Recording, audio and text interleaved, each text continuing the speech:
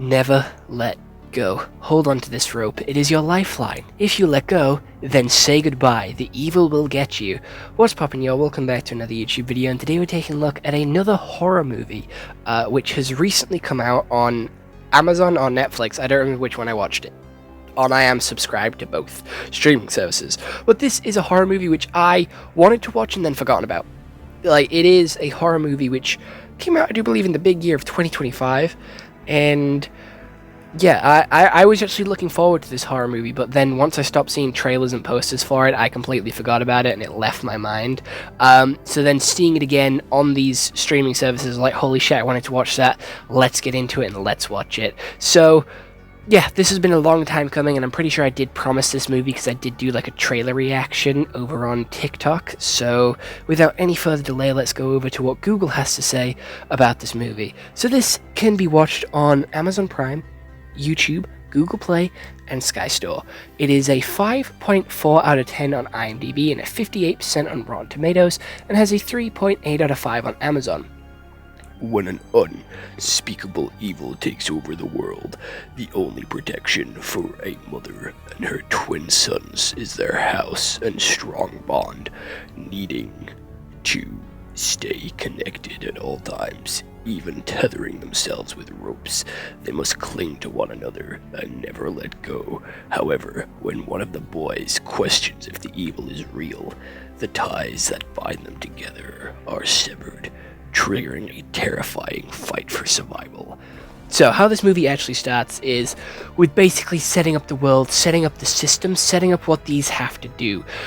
We have the two little boys who have the rope wrapped around their waist, who basically do this chant as they're walking down the stairs, being like, never let go, we are together stronger, you know, fucking together strong. And then we have the mum saying the chant as well, going down. They go their separate ways and they go hunting.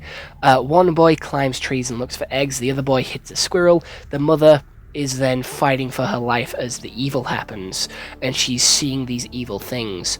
So we know that the evil is real, but then we have the two boys get disconnected from their ropes, the mother go after them, and only the mother can see the evil, and that's what we find out from this little interaction here, which then begs to question whether the evil is real, and the boys would then start to question their mother, being like, hey, if you're the only one that can see it because the evil's touched you, is it really real, or is it just something only you can see?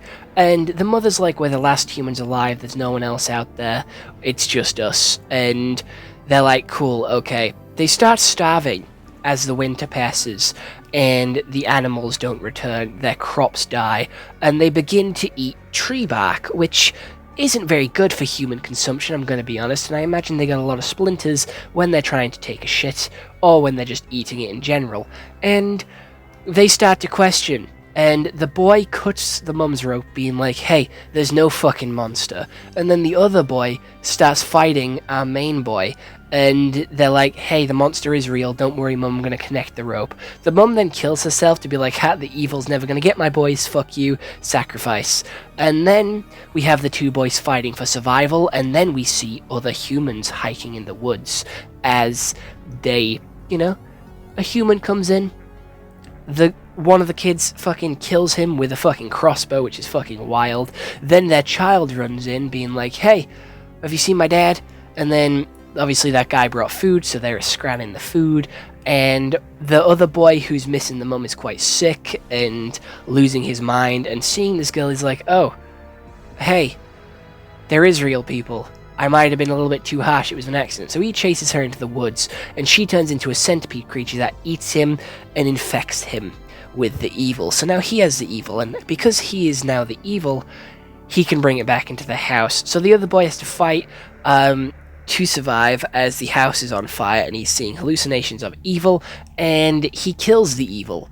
But does he, though? Because firefighters come and rescue the boys and take them away, and one of the boys is like talking about something that only the evil knows, and that's where the movie ends, on a pretty big cliffhanger, being like, ooh, the evil's still around, the evil is still inside him.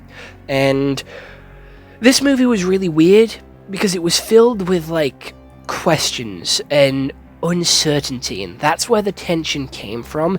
The uncertainty whether the evil is real or whether it's just part of their mind because they have been conditioned into thinking that it's real, and they're scared and they're filled with fear, so they're hallucinating because they're starving, they're hungry, and they are been taught to believe from a very young age that this evil is a real thing. And when you're tired and starving, your mind can play tricks on you. So again, it's this constant sort of questioning of whether it's real or not. There is some scenes where you do believe it's real, and then some scenes where it's like, hey, you killed your mum and your dad, and now you're keeping these two boys here safe from the evil, which you brought to the cabin.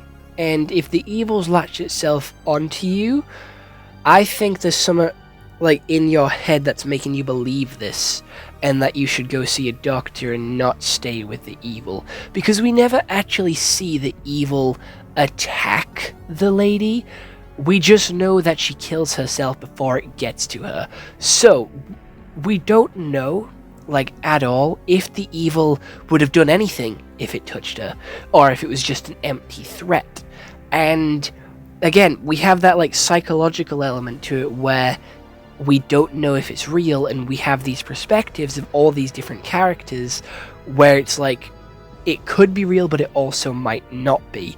And it's so good because it gives you the option to think about it yourself and to obviously consider all the options and make your own decision whether the evil is real, because if they are mother and son, some mental illnesses are hereditary.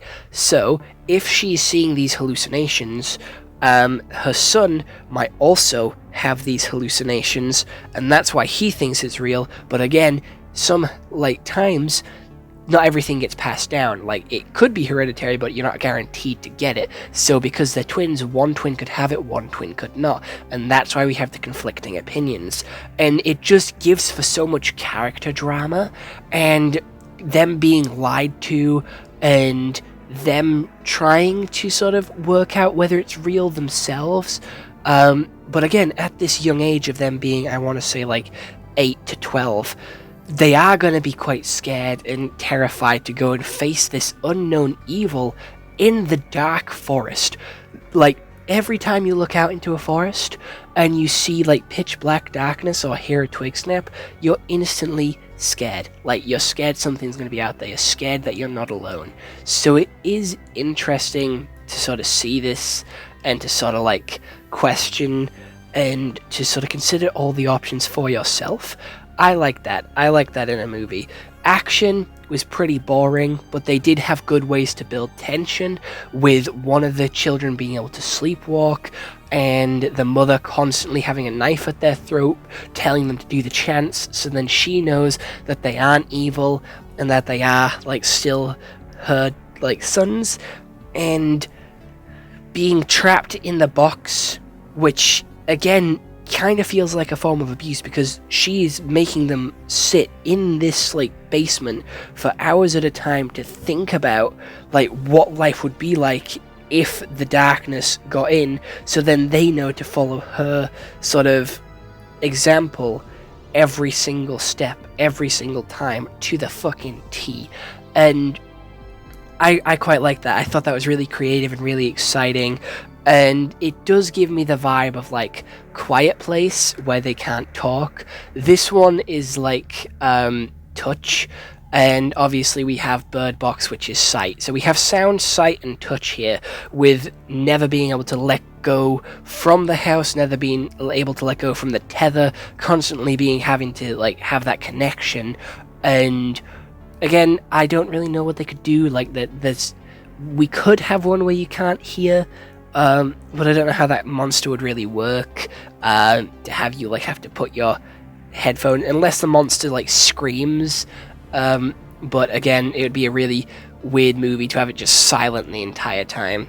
But that was what Quiet Place was, I'm gonna be honest, but I am interested to see what are the sort of styles of horror that they can do by taking away some of their sort of like freedom and some of their senses, because that just builds so much drama, taking away such a vital part of humans, and making them survive, and it being like a very high tense situations, fight for survival. It's really cool. I like it. I can't wait to see the future of this genre of horror, and I don't really have much else to say. I thought this was a brilliant movie, and I am going to give it a solid 8 out of 10, and I do recommend that you watch it if you haven't already. And if you do want me to review other horror movies, TV shows, animes, movies, video games, let me know down in the comments below, and I'll get on it as quickly as possible. And yeah, I've run out of things to say, so I'm going to love you and leave you, and I'll see you all in the next one. Hope you all have an excellent day, and goodbye. Stay home and stay safe.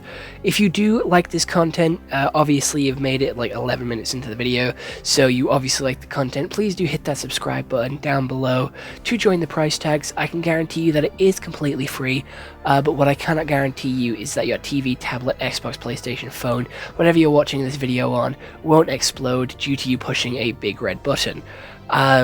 It is free. You can always change your mind later if you do decide you don't like my content or that my content style has changed. And if you want to check out everything else that I have to offer as a content creator from my Instagram, TikTok, Reddit, Discord, Cameo, everything else that I do online as a content creator, you can find it in my link tree in the description. But that is it. I am done yapping, and I'll see you all in the next video.